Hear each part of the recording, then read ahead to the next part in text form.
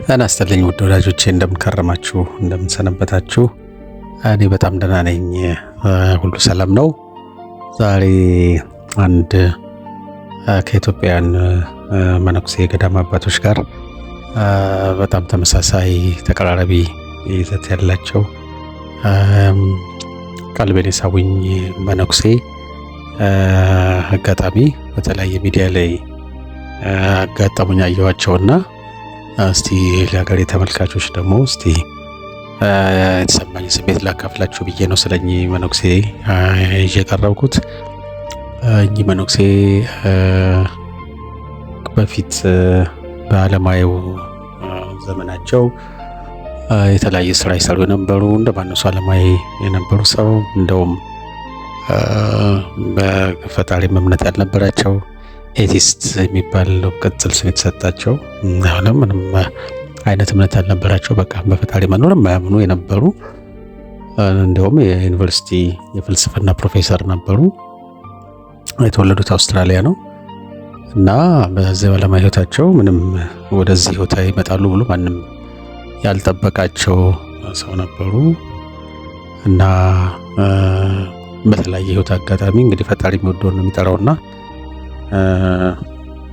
እናታቸው በአጋጣሚ በካንሰር ህመም ሲሞቱባቸው፣ ሌላ የህይወት ፈተናዎች ሲደራረቡባቸው በቃ በድንገት ብስ ብለው ተነስተው ወደ ግብጽ ኮፕቲክ ኦርቶዶክስ ይቀላቀሉና በቃ በአቡነ ሺኖዳ እገዛም በሌሎችም ቅዱሳን አባቶች አማካኝነት ኦርቶዶክስን እምነት ተቀብለው የበረሃ መናኝ ሆነው በግብጽ የበረሃ ገዳማት ውስጥ ኑሯቸውን የመንፈሳዊ ህይወታቸውን መቀጠላቸው ነው ታሪካቸው የሚያሳየው።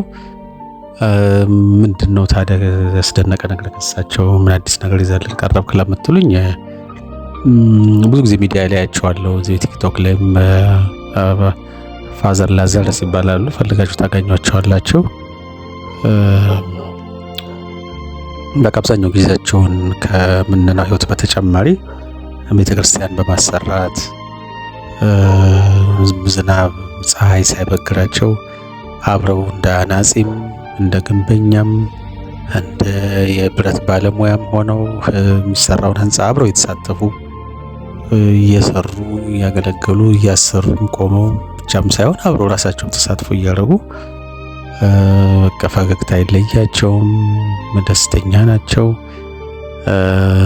አንጀታቸውን በገመድ አስረው ምንም እንግዲህ ያው የምነና ሰው ምግብ በሰውነታቸው ምግብ ያለ ሁሉ አይመስልም። አንጀታቸው ርቋቸው በቃ ያሳዝናሉ። ለሚያየው ለኛ ለምናየው ለዓለማውያን መቼም እሳቸው እኛን የሚታዘንልን ነገሩ፣ እሳቸው ግን ያው የዚህን ዓለም ህይወት ንቀው ደስ ብሏቸው መብላት መጠጣት ሳያምራቸው እንግዲህ ምነና ኑሮ ነው የሚኖሩትና ያ ሲሰሩ ሲለፉ ሳያቸው በቃ ደስተኛነታቸው በተከታታይ ነው። ህንጻ የሚያሰሩት ህንጻ ቤተክርስቲያን፣ ምዕመናኑ ደግሞ ከተለያየ ዓለም ብዙ ቦታ ሄደዋል። በነገራችን ላይ ግብጽም ከመሄዳቸው በፊት በግሪክ ኦርቶዶክስም አካባቢ ይዛባሉ ገዳማትም የተወሰነ ጊዜ አገልግለዋል።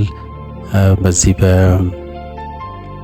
እዚህ ራሽያን ኦርቶዶክስ ደግሞ በዚህ በእነዚህ ዩክሬን እና በምንላቸው አሁን ከተከፋፈለች በኋላ ራሽያ በዛ ባሉ አንዳንድ ግዛቶችም ባሉ ገዳማትም የተወሰነ ዞሯል። ብዙ ዞሮ ነው እንግዲህ መጨረሻ ላይ ወደ ግብጽ ሄዱት እና በዛ በዞሩባቸው ቦታዎች ሁሉ ህዝብ ይወዳቸዋል በጣም።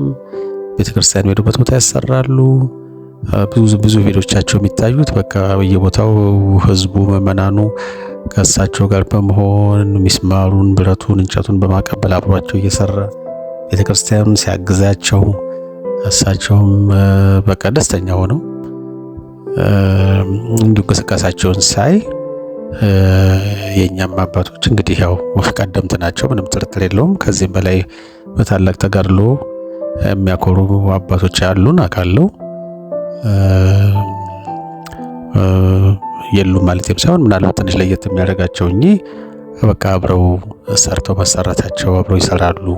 አብረው መሰላል ላይ ወጥተው ላይ አደገኛ የሚባል ቦታ ላይ የህንፃ ላይ ቆመው አብረው ይሰራሉ። በእጃቸው የተለያየ ሙያ ያላቸው። የሚገርመው ነገር እዛው እየለመዱ የሚሆን አይደል ነው ነፍስ የማየው ፊልም ቪዲዮቸው ላይ በቃ ሲሰሩ ሲለፉ በቃ ዝናብ አይበግራቸውም። በዝናብ በፀሐይ እንቅስቃሴያቸው በጣም ስለሳበኝ የእኛም አባቶች ከዚህ ምን ይማራሉ? በእርግጥ ደግሞ እነሱም ደግሞ ከኛ የሚማሩት ብዙ ነገር እንዳለ አውቃለሁ። ተወደደም ተጠላም ቀደምት እኛ ነን በሃይማኖቱም በሁሉም ነገር። ግን ደግሞ መማማር ትምህርትም ልምድም መለዋወጥም መንፈሳዊውትም ምንም ማለት አይደለም እና መበላለጥ እዚህ ላይ ስለሌለ ሁሉም እኩል ነው በእግዚአብሔር ፊትና ብቻ ውስጤን በጣም ስለነኩትኝ ሰው እና ደግሞ ሁለተኛው ነገር ከሁሉ በላይ ያው ከኃጢአት ዓለም ፍጹም ፈጣሪ የለም ብሎ ከሚያምኑት ኤቲስት ከሚባሉ ጎራ የነበሩ ሰው በድንገት ተጠርተው እንግዲህ በእግዚአብሔር ያልተጠርተው ወደዚህ ወደ ተቀደሰ ቦታ መምጣታቸው እና አገልግሎት መስጠታቸው ነው ሳቤ በጣም እና ከእኚህ ሰው ምን እንማራለን? እኛም እንግዲህ ያው አንቱ ስላልናቸው እንጂ በጣም እድሜያቸው ገፋ አይደለም፣ በጣም ወጣትም አይደሉም፣ ጎልማሳ እድሜ ውስጥ ያሉ ናቸው። ብዙ ነገር የዓለም ነገር እየሳባቸው ብዙ ነገር ማድረግ ሲችሉ በተማሩበት ትምህርትም እንግዲህ ዩኒቨርሲቲ የፈላስፋ ነበሩ፣ የፍልስፍና መምህር ነበሩ። ሌላም የተለያየ ዓለማዊ ስራ ላይ ያው በተሻለ ገንዘብ የተሻለ ኑሮ መኖር ሲችሉ በዚህ ገና በለጋ እድሜያቸው ማለት ይቻላል ወደዚህ ህይወት መግባታቸው ለኛ ምን ትምህርት ይሰጣል ከሚልም አኳያ ነው አንደኛ የሳቤ ነገርና እንግዲህ እነን በአስተያየት በኮሜንታችሁ ላይ ሀሳባችሁን ሰጡበት።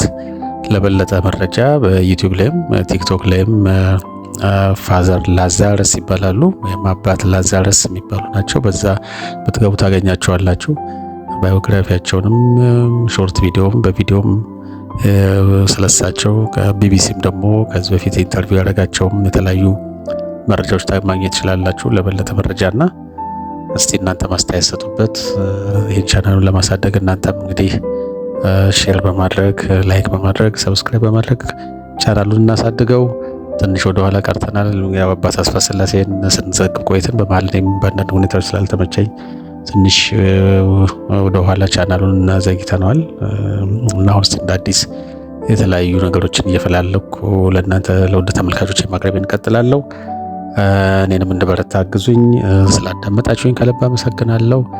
በቅርቡ ደግሞ በሌላ ተመሳሳይ ነገር እስከመቀርብላችሁ መልካም ጊዜ ሆነላችሁ። መልካም ቆይታ። ሰላም ቆዩኝ። አመሰግናለሁ።